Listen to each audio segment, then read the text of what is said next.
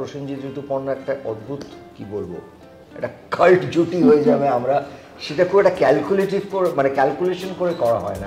ঋতুপর্ণা আর প্রসেন চট্টোপাধ্যায় বিয়েটা করতে পারতো, কেন করলেন না? ওদের এত ভালো কেমিস্ট্রি। হাজব্যান্ড হিসেবে আমি অযোগ্য।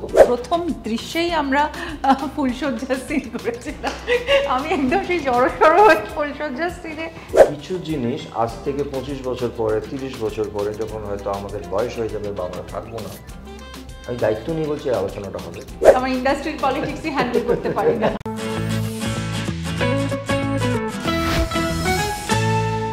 নমস্কার, আদিশনে আপনাদের স্বাগত। আপনার সঙ্গে আমি দেবপ্রিয়। একজনের 40 বছর কেটে গিয়েছে ইন্ডাস্ট্রিতে, আরেকজনের 30 বছর, আর তাদের জুটিরও বয়স 30 বছর। তারা আসলে দর্শকের মনের মানুষ, আর তাই তাদের দায় দায়িত্ব অনেক বেশি। আর তাদের 50তম ছবি ঘিরে কিন্তু উৎসবের আবহ।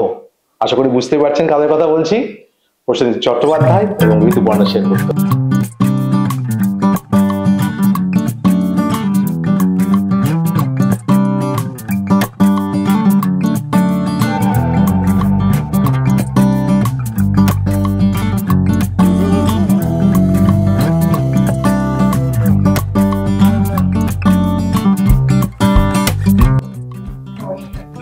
স্বাগত। উৎসবেরই তো আবহ দেখতে পাচ্ছি 50তম ছবি ঘিরে। হ্যাঁ, মানে উৎসবে সবাই মেতে উঠেছেন। আমার আর ঋতুর এক প্রকারের আশীর্বাদ, ভালোবাসা, এবং সবাই উৎসবে মেতে উঠেছেন। আমরা নিজেরাও খুব খুশি যে ভাবিনি কখনো যখন কাজ করা শুরু করেছি যে ওই হয় না একটু একটু একটু একটু করে আমরা 50তম ছবিতে পৌঁছে যাব। ইনফ্যাক্ট আগে তো আমরা কোনো কাউন্ট রাখতাম না সেইভাবে। এখন গুগল হয়ে হঠাৎ একটা দিন খেয়াল পড়লো, বাহ, আমরা প্রায় 46-47টা ছবি করে ফেলেছি। তারপরে গত 3টে ছবি 100 মানে 50-এ পৌঁছানো। Yes, everybody is very happy. উৎসবই বটে। আমার মনে হয় না এরকম উৎসব অন্যান্য কোনো ইন্ডাস্ট্রিতে উদযাপন হয়েছে কিনা। তবে এটা ভালো লাগছে যে মানে এইটা দিয়ে তো আমরা গেছি এবং 50তম ছবিতে এসে পৌঁছিয়েছি, কিন্তু সবচেয়ে ভালো লাগছে যে সবাই এটা নিয়ে খুব এক্সাইটেড। মানে সারা ইন্ডাস্ট্রি, তারপরে প্রেস, মিডিয়া, দর্শক, প্রত্যেকের মুখেই যেন এই কথাটা ফিরছে যে 50তম ছবি একটা দারুণ ব্যাপার। এই উৎসাহটা বা এই ভালোবাসাটা বোধহয় এত বছরের পুঁজি, আমাদের এত বছরের প্রাপ্তি, এবং সেটা তো মানে অবভিয়াসলি আমরা কেউ তৈরি করতে পারতাম না।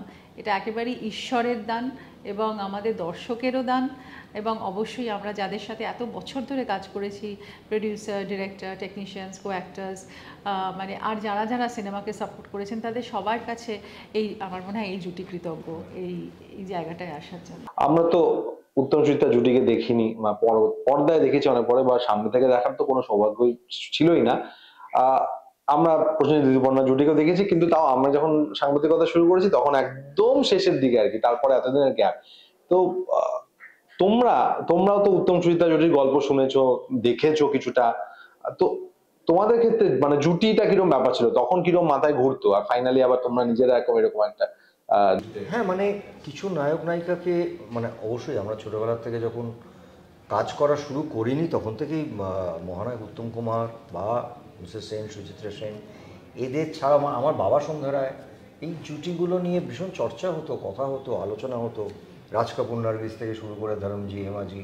সো জুটি কনসেপ্টটা আমাদের কাছে ছিল যে এই নায়ক নায়িকাকে দেখতে একসাথে দর্শক পছন্দ করেন।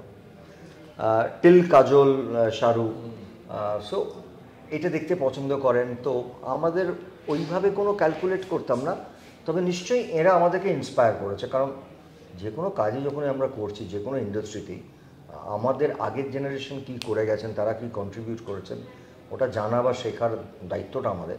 So always they have been inspirational tools.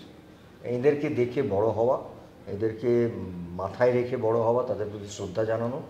তো হ্যাঁ, মানে আস্তে আস্তে হঠাৎ যে আমরা এরকমই একটা প্রসেনজিৎ ঋতুপর্ণা একটা অদ্ভুত কি বলবো একটা কাল্ট জুটি হয়ে যাবে, আমরা সেটা খুব একটা ক্যালকুলেটিভ করে মানে ক্যালকুলেশন করে করা হয় না। এটার কোনো অঙ্ক নেই, এটার কোনো সেই অর্থে কোনো হ্যাঁ মানে স্ট্র্যাটেজি নেই। মানে এটা হয়ে গেছে, এবং সেই হওয়াতে ওই যেটা ঋতু একটু আগে বললেন, দর্শক এবং আমার ডিরেক্টর, প্রডিউসার্স, আমার টেকনিশিয়ানস বন্ধুরা, আমার কো অ্যাক্টার্সরা সবাই মিলে এটা তৈরি যারা করেছে। ভরসা রেখেছিলেন আমাদের উপর। আমরা যেটা করতে পেরেছি, আসলে আমরা যেটা করতে পেরেছি সেটা হচ্ছে যে এই যে মানুষের, আমরা প্রত্যেকটা ছবি করতাম, একটা করে আশা জাগাতাম, ওদের যে প্রত্যাশা, ওদের যে আমাদের থেকে চাওয়া, সেইগুলো একটা সময় আমরা বুঝলাম যে আমাদের একটা দায়িত্ব বেড়ে গেছে। তখন আমরা দুজনে যখন কাজ করতাম, সেটা শ্বশুরবাড়ি জিন্দাবাদ হতে পারে, প্রাক্তনও হতে পারে, আমাদের দায়িত্ববোধটা অনেক বেড়ে গেছে যে আমাদের কি বলবো, মানে we have to give our best. আর ওনারাও জানতেন যে এই মানুষগুলো দেবে দেবে, আর আমাদের একটা দায়িত্ব আছে এবং তারা দায়িত্ব দিতেনও আমাদেরকে। তারপর তোমাদের দায়িত্ব হয়ে গেল। হ্যাঁ, ইনফ্যাক্ট আমার সেটাই মনে হয় যে ওই সময়কার মানে আমি তো সব মানে he was very lucky that he knew and Uttam Kumar, মানে আমি তো কোনো এনাদের কারোর সঙ্গেই আমার ইন্টারাকশন কখনোই হয়নি বা আমি দেখিনি, তবে শুধুমাত্র ওই পর্দার জুটিকেই মানে মনে হয়েছে যে দে আর দ্য মানে মোস্ট মানে important personalities on screen, Diva, ওই ব্যাপারটা মানে আমরা মানে ফ্যান মোমেন্ট সবসময় বসে থাকতাম মানে কখন দেখবো। ইনফ্যাক্ট যেন আমার আরেকটা জুটিকে দারুণ লাগতো, আমার এক্ষুনি যখন বলছিল মনে পড়লো, সেটা হচ্ছে যে রঞ্জিত মল্লিক, সুমিত্রা মুখার্জি, অনেক পেয়ার করে ওনারা ছবি করেছেন এবং আমার ভীষণ প্রিয় জুটি ছিল। তখন আমরা ছোটবেলা থেকে বড় হচ্ছি, তো তাপসদা, দেবশ্রীরাও অনেক ভালো ভালো কাজ করেছেন। তারপরে আমার মনে হয় এই মানে অনেকে অনেক রকম, উত্তম কুমার, সুপ্রিয়া দেবী অনেক দারুণ দারুণ কাজ করেছেন, কিন্তু উত্তম কুমার, সুচিত্রা সেনের যে অবশ্যই যে একটা দারুণ রোমাঞ্চ ছিল, আমি বলবো কথাটা, রোমাঞ্চ কথাটা হঠাৎ মনে হলো, সেই রোমাঞ্চটা বোধহয় মানে দর্শকের মানে কাছে একটা কিছু মনে হতো, যেটাতে দর্শক বারবার এই জুটিকে ফিরে দেখতে চাইতো। সেরকম আমরা ভেরি লাকি যে এই জুটিটাকে বারবার দর্শক ফিরে দেখতে চায়, 14 বছর পরেও প্রাক্তন সেটা প্রমাণ করে গেছে। আমি একটা কথা জিজ্ঞেস করবো, যেমন বলা হতে গেছে উত্তম কুমারের পরে বাংলা ছবি সবচেয়ে বড় স্টার, বা যদি আমি উত্তম কুমারের জায়গায় কারোর পরে আর কি, জায়গায় নয় না বলছি, আমি প্রসেনজিৎ চট্টোপাধ্যায়, তো সেরকম যে ঋতুপর্ণা সেনগুপ্ত, মানে আমি জিজ্ঞেস করেছিলাম যেহেতু ওই ম্যাডাম সেনগুপ্ত ছবি করছে বা দত্তাদে করেছে, অনেকেই বলেছে ম্যাডাম একজনই, আবার অনেকে বলেছে হ্যাঁ যদি সুচিত্রা সেনের পর যদি ওই ইম্প্যাক্ট বা লং যদি ভাবি তাহলে ঋতুপর্ণা সেনগুপ্ত। আমি দুজনের কাছে এই বিষয়টা দুজনের সম্পর্কে জানতে চাই। দেখো, আমার কাছে পরিষ্কার এই উত্তম জেঠুর কথাটা আসলে আমি যেটা বারবার বলি, আমি তো একদম ছোটবেলা থেকে দেখেছি উত্তম কুমার না, যেটা হ্যাঁ উনি হঠাৎই চলে গেছেন আমাদের কাছে, সেটা এক্সপেকটেশনের বাইরে, কিন্তু মহানায়ক উত্তম কুমার বাংলা সিনেমায় যেটা করে গেছেন, এটা দিয়ে গেছেন, মানে ইনফ্যাক্ট করে গেছেন কথাটা বললে ভুল হবে, উনি আমাদের যা দিয়ে গেছেন এটা না, মানে আজ থেকে 100 বছর পরে কথা হলেও উনি আমাদের মধ্যে বেঁচে থাকবেন। মহানায়ক উত্তম কুমার না, ওটা না হওয়া যায় না। ওটা যেটা হওয়া যায় যে এই মানুষগুলোর যে সাকসেস, শুধু তো সাকসেস হয় না, সেই মানুষগুলোর সাকসেসও দেখেছে এবং তার মধ্যে ফেলিওরসও দেখেছে। আমি যেটা স্টাডি করার চেষ্টা করেছি সেটা উত্তম জেঠুর ক্ষেত্রে, সৌমিত্র কাকুর ক্ষেত্রে বা মিস্টার বচ্চনের ক্ষেত্রেও, যে এই মানুষগুলো কী করে তার কেরিয়ারটাকে হ্যান্ডেল করেছেন, এবং এই মানুষগুলো তো অন্য কোনো কাজ করতেন না, শুধুমাত্র সিনেমা করতেন, তারপরেও মনে করতেন যে তারা অসম্পূর্ণ ওরকম কাজ করার পরে। আমার কাছে উত্তম জেঠু বা সৌমিত্র কাকু এরা হচ্ছে আমার চ্যাপ্টার, এদেরকে নিয়ে পড়াশোনা করেছি, এরা আমার গুরু। অবশ্যই আমার বাবা একটা সাকসেসফুল নায়ক ছিলেন, তো এদেরকে দেখে বড় হয়েছি, এদেরকে শেখার চেষ্টা করেছি যেন মানুষজন পড়াশোনা করে, এদেরকে নিয়ে পড়াশোনা করেছি। অ্যান্ড ওই যদি আজকে উত্তম জেঠু বেঁচে থাকতেন, যেহেতু আমি সুযোগ পেয়েছিলাম ওনার 14 বা 15 বছরের চরিত্রটা করার পৃথিবীতে, তো আমার মনে হয় উনি আজকে বেঁচে থাকলে খুব খুশি হতেন অবশ্যই যে আমি এই লড়াই করে এই নিজের জায়গাটা তৈরি করতে পেরেছি। আর একটা খুব ইম্পর্টেন্ট জিনিস ছিল যে আমাদের সেই সময় যে একটা জিনিসকে বেশ বহন করা, নিয়ে যাওয়া, শুধুমাত্র ছবির আমার সাকসেস নয়, একটা জিনিসকে টেনে নিয়ে যাওয়া, বড় করা, এইগুলোতে আমি সারাক্ষণ ভীষণ ইন্সপায়ার্ড হয়ে কাজ করেছি with my producer, director, with my team. So আমার মনে হয় যে মানে he is bin always a inspiration for me, always, and যতদিন কাজ করবো ততদিন থাকবো। আচ্ছা, একটা প্রশ্ন খুব হতো, রিসেন্টলি একজন আমাকে করেছে, মানে এই প্রক্ষিতে, যে আমাদের মধ্যে খুব ছিল, আমরা যখন ছোট ছিলাম পরে বড় হচ্ছে, উত্তম সুচিত্রা বা উত্তম কুমার সুচিত্রা সেনের মধ্যে কি প্রেম ছিল? আর কেন বিয়ে করলো না? রিসেন্টলি বিশ্বাস করুন, আমাকে একজন ডেকে জিজ্ঞেস করেছে ঋতুপর্ণা আর প্রসেন চট্টোপাধ্যায় তো বিয়েটা করতে পারতো, কেন করলেন না? আমাদের এত ভালো কেমিস্ট্রি। অযোগ্য দেখুক। আচ্ছা, সব সিনেমা থেকে এই মিস্ট্রিটা সলভ করতে হবে, এটা আমরা একটা দায়িত্ব দিলাম। হ্যাঁ, একটা দায়িত্ব দিলাম দর্শককে, প্রত্যেক সিনেমাতে এই মিস্ট্রিটা সলভ করতে হবে যে কেন এটা হলো না, কেন বিয়ে হলো না, প্রেম ছিল কিনা সেই প্রশ্নটাও অনেকের মনে রয়েছে, যে প্রেম ছিল কি ছিল না। জিনিসটা অজানা থাকাটাই জানা। একদমই তাই। কিছু জিনিস আজ থেকে 25 বছর পরে, 30 বছর পরে যখন হয়তো আমাদের বয়স হয়ে যাবে বা আমরা থাকবো না, আমি দায়িত্ব নিয়ে বলছি এই আলোচনাটা হবে। আর এই অজানা থাকাটাই মানুষের জানা। ওটাই হচ্ছে এই জুটির কেমিস্ট্রি, এই অজানাটাকে বয়ে নিয়ে যাওয়াটা। আমার মনে হয় এটা খুব ইম্পর্টেন্ট, বিশেষ করে স্টারদের ক্ষেত্রে বা ইভেন অ্যাক্টরদের ক্ষেত্রে। কারণ আমরা ওই গল্প করেছিলাম যখন উত্তমারই বলেছিলেন যে বাইরে কেন ঘুরে বেড়াচ্ছে, সৌমিক চট্টোপাধ্যায় বলেছেন, মনে কর, হ্যাঁ, তুমি কি এটা বিশ্বাস করো যে there should be an unknown factor? বা আমি ব্যক্তিগতভাবে খুব বিশ্বাস করি, মানে হ্যাঁ, অফকোর্স আমরা আজকে সোশ্যাল মিডিয়ায় আছি, সোশ্যাল মিডিয়া ইন্টারাক্ট করছি, মানুষের সঙ্গে যোগাযোগ রাখছি। আগে আমরা চিঠিতে ফ্যানদেরকে উত্তর দিতাম, এখন সেটা সোশ্যাল মিডিয়ার ক্ষেত্রে দিচ্ছি। কিন্তু উত্তম জেঠুর পার্টিকুলার এই কথাটা, বা ইনফ্যাক্ট উত্তম জেঠু না, সেই সময়কার হয়তো তারা ব্লেসড ছিলেন, সোশ্যাল মিডিয়া ছিল না, বাট আমি কথাটাকে ভীষণভাবে বিশ্বাস করি যে আমরা তো একটা স্বপ্নকে বিক্রি করি পর্দায়।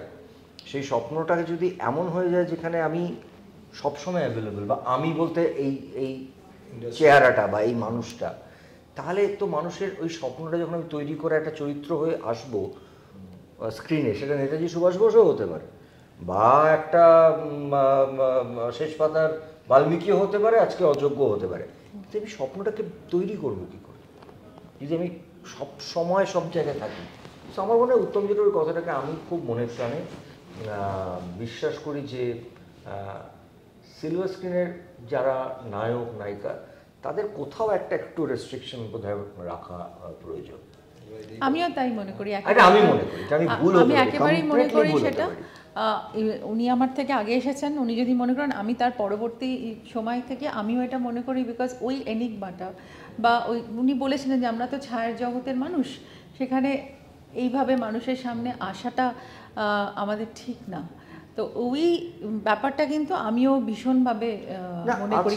আজকে হয়তো বলতেন, কিন্তু মানে এটা আমি যেটা নিজে ব্যক্তিগতভাবে করার চেষ্টা করি, যেটা আমার টিমকে আমি বারবার বোঝাই, এটার মধ্যে একটা ব্যালেন্স থাকা দরকার। একটা ব্যালেন্স, হ্যাঁ, সময়ের সঙ্গে তো চেঞ্জ হবেই। তো সুচিত্রা সেনও একটা সময় নিজেকে মানে রিক্লিউজ, মানে একদম ভাবেই সরিয়ে নিয়েছিলেন, কিন্তু উনি একদম এক্সট্রিম পয়েন্টে গিয়ে সেটা করেছিলেন, যে কারণ সত্যি কথা বলতে উনি সত্যি প্রুভ করে দিয়ে গেলেন যে উনি একেবারেই ওই জগতেই বিলং করেন, উনি মানে এমনি সাধারণের মধ্যে উনি কখনোই আসতে চাননি। ওটা কি আমি এই প্রশ্ন থেকে যেটাতে যাবো, তাহলে কি 14 বছরের গ্যাপটা কি সাপে বড় হয়েছে বলবে? মানে আরো এই কেমিস্ট্রিটা রয়েই গেল, কারণ ওই যেটা বলে 46টা ছবি করার পর যে আরো হবে লোকে, কিন্তু হ্যাঁ এটাও হয়েছিল কিন্তু ডেস্টিনি, এটা মানে ব্লেসিংস।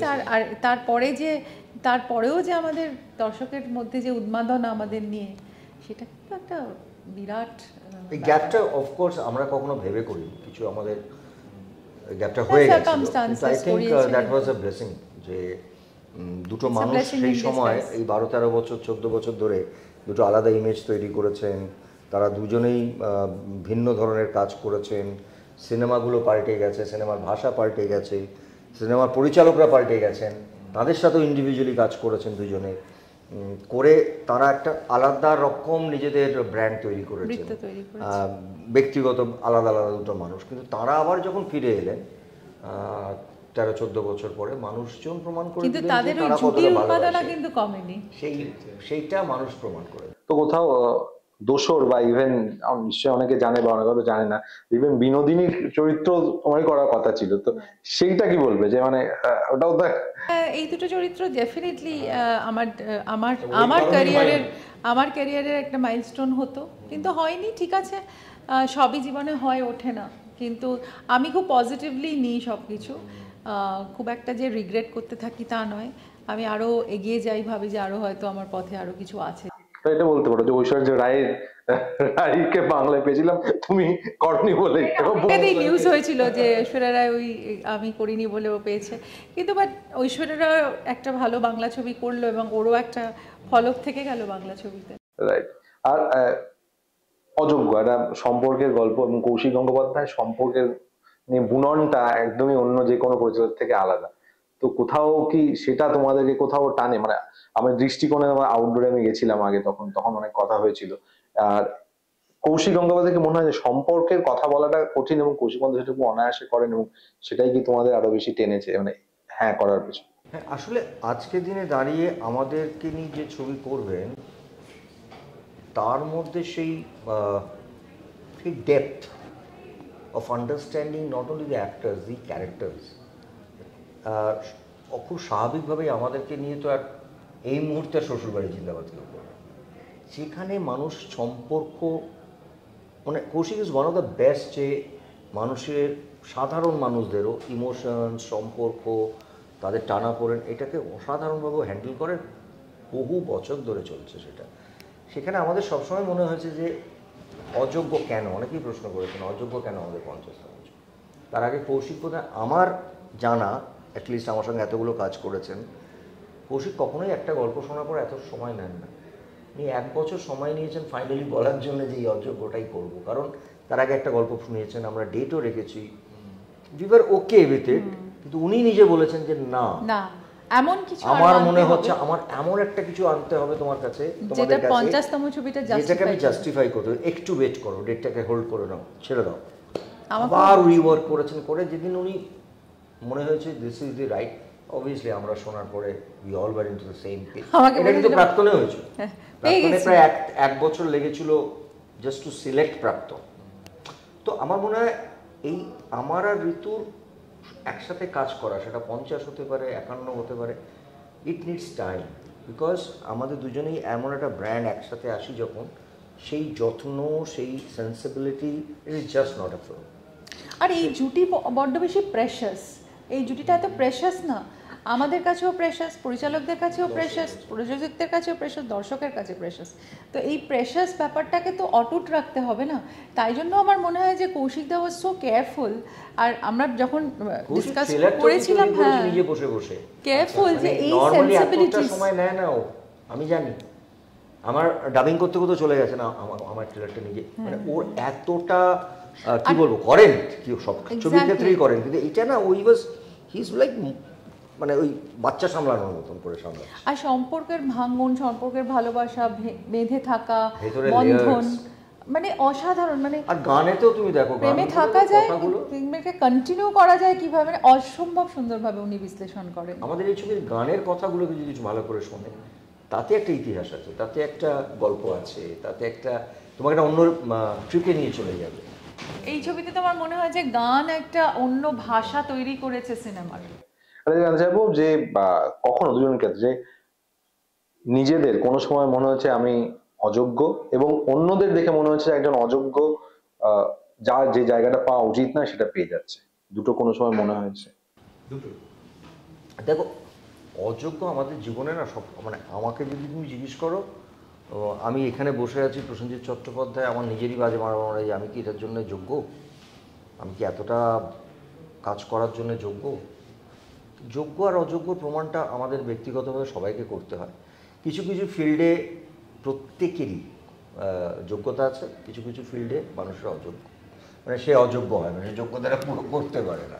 সো সেখানে তুমি কখনো সাকসেস পাবে, তুমি ফেলিওর পাবে, বাট তুমি বলো যে এইটা কি আমাদের জীবন নয়? আমরা এই যোগ্য আর অযোগ্যর লড়াইটাই তো করে যাই প্রতিদিন, সেটা ব্যক্তিগত জীবনে, সেটা সিনেমার জীবনে, সেটা কাজের জায়গায়, যে যার মতো না, অন্য কোনো প্রফেশনেও। সো এইটা না একটা কন্টিনিউয়াস প্রসেস অফ যোগ্যতা অ্যান্ড অযোগ্যতা। আর আমার ব্যক্তিগতভাবে না, মানে ওরমভাবে কখনোই শুধু আমি আমার অভিনেতা অভিনেত্রী বা ইন্ডাস্ট্রির কথা বলছি না, আমার অন্য কোনো প্রফেশনেও না, আমি ওইটা খুব আমি করে জাজ করি না মানুষকে। আমি শুধু একটা জিনিসই বলি, ঈশ্বর আমায় যেটা দিয়েছেন বা আমি যেটা পেয়েছি, সেটার যোগ্যতা আমার কতটা আছে জানি না, কারণ আমার মনে হয় আমার থেকে হাজার হাজার লক্ষ লক্ষ যোগ্যতার মানুষ চারিপাশে ঘুরে বেড়াচ্ছেন, কিন্তু ঈশ্বরের আশীর্বাদ, মায়ের আশীর্বাদে আমি এটা পেয়েছি। সেটাকে সামলে রাখা, সেটাকে যোগ্য প্রমাণ করার হার্ড অ্যান্ড সোল চেষ্টা করবো জীবনের শেষ দিন অবধি, কারণ এটা উইদাউট ব্লেসিংস হয় না। দর্শকের ব্লেসিংস তো আমি পেয়ে এসেছি এত বছর ধরে। তাই জন্য আমার এই কন্টিনিউয়াস লড়াই, কিন্তু আমার বেসিক্যালি কাউকে মনে হয় না যে এই মানুষটা যোগ্য নয়, কিন্তু মানে এটা তিনি অ্যাচিভ করেছেন।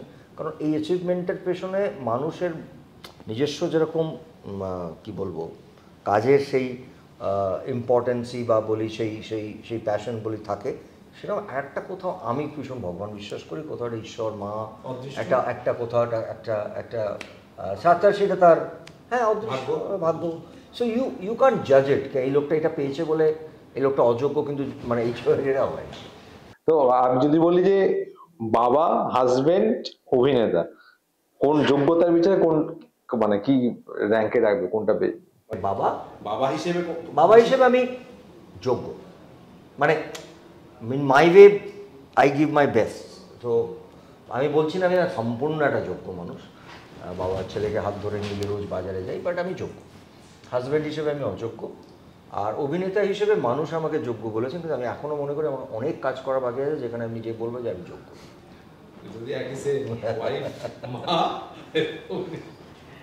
সবটাই আমি 100% আর হয়ে উঠতে পারি না, কিন্তু যতটাই করি তারপরে আবার সেম ব্যাক টু ওই জায়গাতেই ফিরে যাই, মানে আমি নাকি কিছুই করিনি সেরকম, মানে সবসময় কমপ্লেনের মধ্যেই থাকি।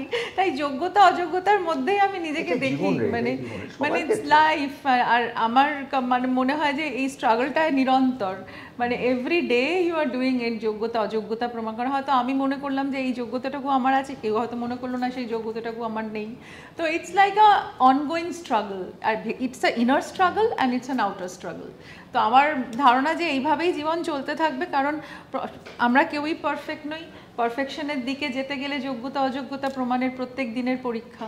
তো আমার ধারণা যে এইভাবেই আমাদের জীবন কেটে যাবে, কারণ এই যে পারফেকশনিস্ট না আমরা এবং অ্যাটেন্ড করার জন্য যে চেষ্টাটা, সেটাই আমাদের আরো নতুন পথ দেখাবে। জানতে চাইবো যে প্রসেনজিৎ রূপনারায়ণ জুটি হিসেবে একটা আলাদা জায়গায় রয়েছে।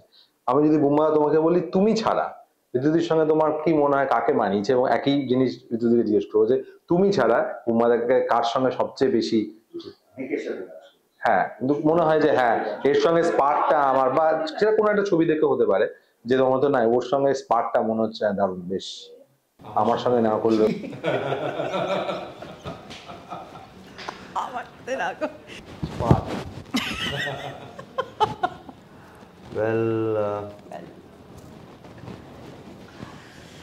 এখন নয়, আমার মনে হয় আমি পাগলের মতন লোকটার ফ্যান। ও মিঠুনদার সাথে কিছু কাজ করেছিল প্রথম দিকে, Hindi Bangla, it's quite interesting. From মিঠুনদা তখন নায়কের মানে ফুল ওই রোম্যান্টিক নায়ক করেন, আই ফেল্ট ইটস গুড। আমি মিঠুনদার বিশাল fan.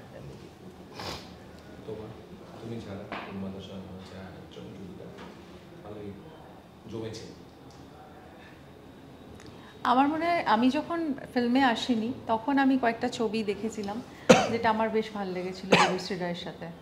I felt it's a very nice pair and very sweet pair. Right right. আচ্ছা, আর জানতে চাইবো যে প্রথম শটটা আমার মনে আছে তোমরা চেন্নাইতে, যদি ভুল না করি চেন্নাইতে আউটডোরে, নাগপঞ্চমী আউটডোর ছিল তোমাদের প্রথম, হ্যাঁ পরে সাথে উড়িষ্যায় হয়, আমার লাস্ট এতে কথা হয়েছিল।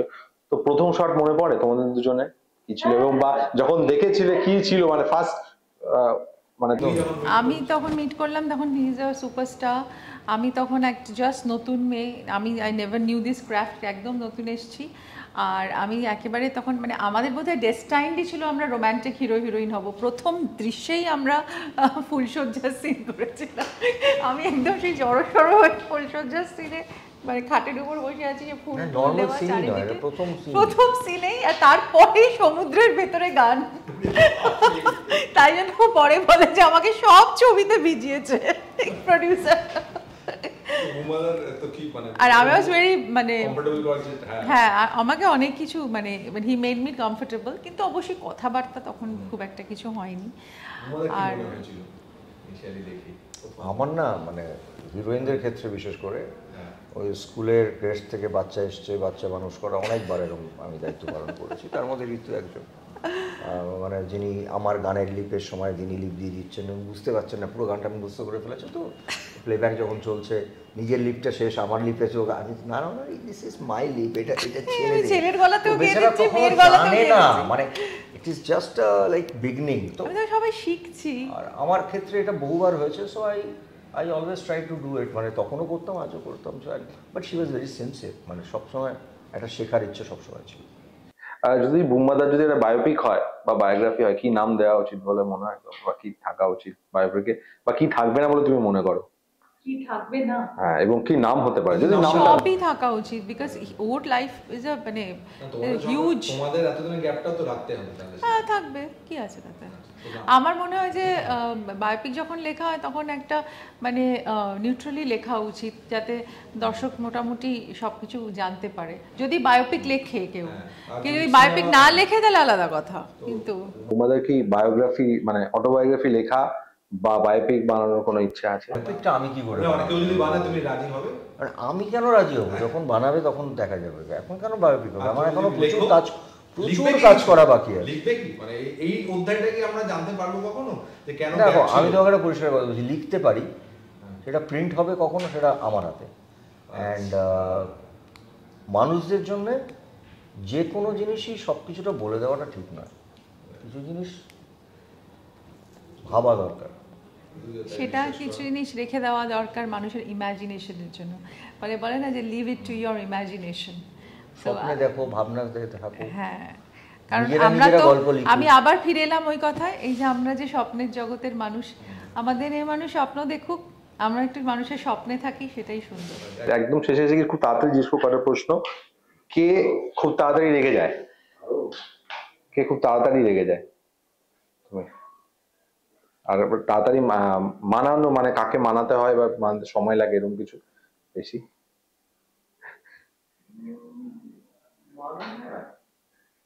মানাতে সময় লাগে।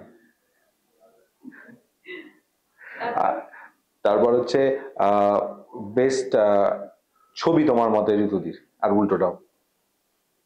বেস্ট ছবি, এত কাজ করেছে, বেস্ট ছবি আমি কি করে বলবো? এটা আউটস্ট্যান্ডিং কাজ হয়েছে এটা।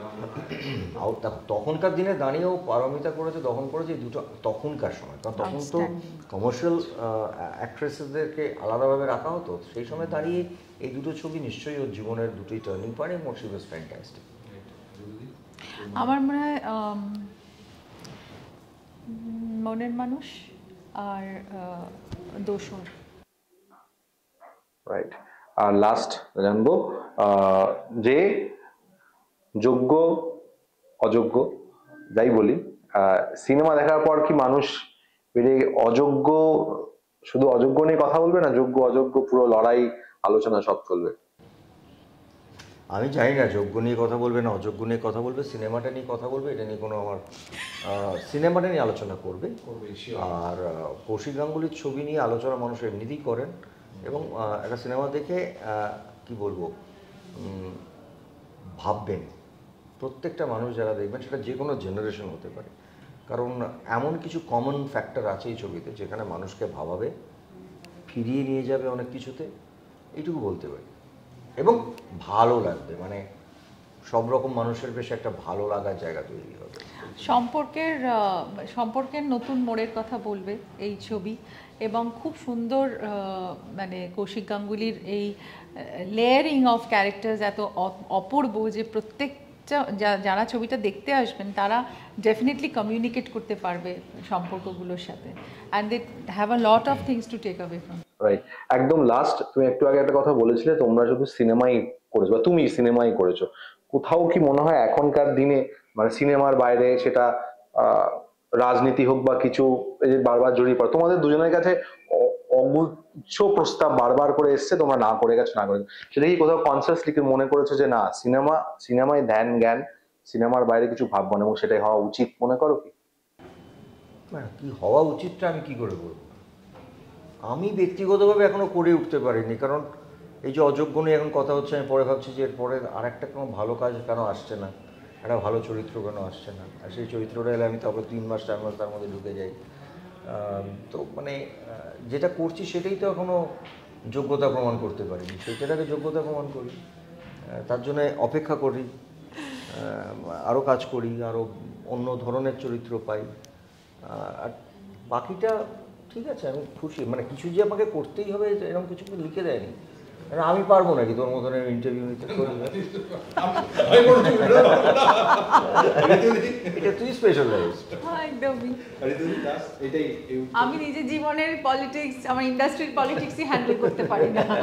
আমি কি করে পলিটিক্সই শুধু করতে হবে কেন, অন্য কিছু তো করা যায়, না, বা অন্য কিছু কেউ করতে পারে। প্রশ্নটা করলো বলে তো সেই জন্য বলছি আমি পারি না। তো আমি কি মানে কোনোটাই আমি এই বিষয় কিছুই বুঝি না।